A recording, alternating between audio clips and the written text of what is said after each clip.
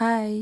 పిల్లల నోట్‌బుక్స్‌లో కొన్ని పేజెస్ మిగిలి ఉంటాయి. వాటిని అలాగే రీసైకిల్‌కి వేసేదానికంటే, ఇలా మిగిలిన పేపర్స్ అన్నీ కట్ చేసి, ఒక చిన్న బుక్‌లాగా మనము చేసుకున్నాము అంటే, వాటిని చిన్న నోట్స్‌లాగా యూజ్ చేసుకోవడానికి ఉపయోగపడుతుంది. అలాగే లేడీస్ అయితే ముగ్గులు వేసుకోవడానికి ఉపయోగపడుతుంది.